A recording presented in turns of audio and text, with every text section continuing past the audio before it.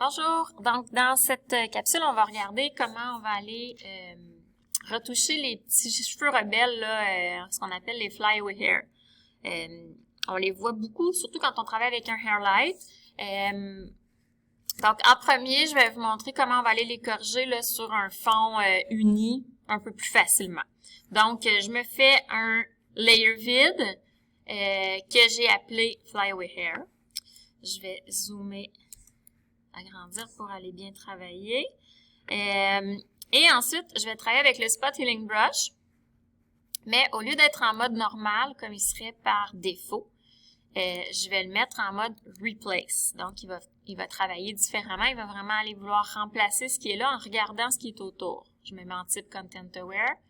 Et je prends le Simple All Layers parce que je travaille sur un layer vide.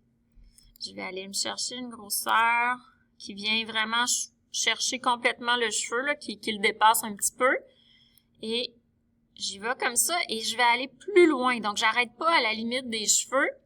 Je vais aller un petit peu plus loin et ça va l'aider à justement venir recréer la ligne qu'il y avait déjà. Okay? Vous voyez comment ça l'a pas fait un gâchis là, au niveau de... Il a pas pris de la couleur des cheveux pour l'amener dans le fond.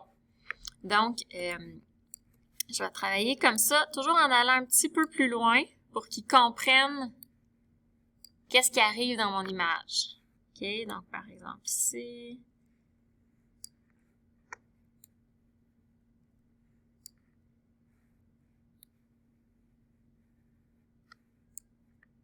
Ça.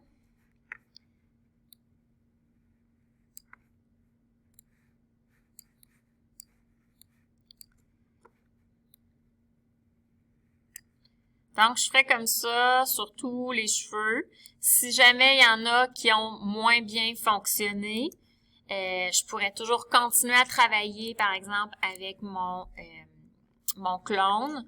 Je peux venir à ce moment-là juste séparer. On va se mettre en all layer. Juste séparer donc le cheveu du fond, faire une petite ouverture. Chose comme ça, par exemple.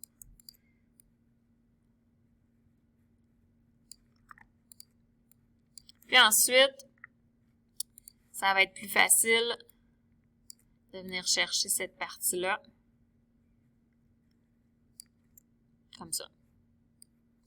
Donc, je peux m'aider avec le clone, mais essentiellement, là, le Spot Healing Brush en mode Replace devrait faire un travail assez facilement.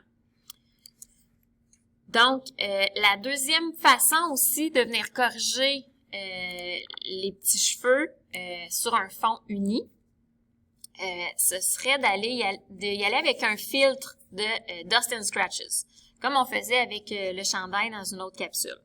Donc, première chose, j'ai enlevé l'œil de mon autre technique. Je pourrais même le mettre aux poubelles, mais bon. Je me mets sur mon image originale, mon layered background. Commande J pour me faire une copie. Ensuite, je vais aller dans Filter. Je vais me faire un Convert Smart Filters pour pouvoir le rendre en Smart Object, ce qui va me permettre de retourner dans mon filtre Dust and Scratch à tout moment pour le modifier. Je retourne dans Filter. Je vais aller dans Noise, Dust and Scratch. Et là, ce que je veux au niveau, bon, premièrement, au niveau du threshold, je vais mettre ça à 0.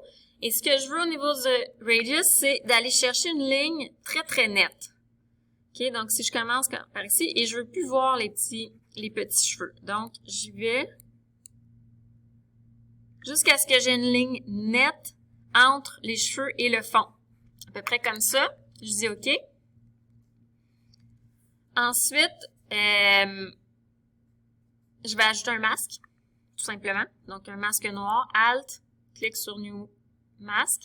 Et là, je vais aller mettre mon masque partout où j'avais des petits cheveux pour, comme par magie, les enlever parce que sur mon autre layer, ils sont flous et ils ne paraissent plus. Donc, regardez comment ça peut être assez facile aussi de travailler comme ça, bien entendu, sur un fond uni. Parce que si on est sur un fond avec des motifs, on oublie ça, là.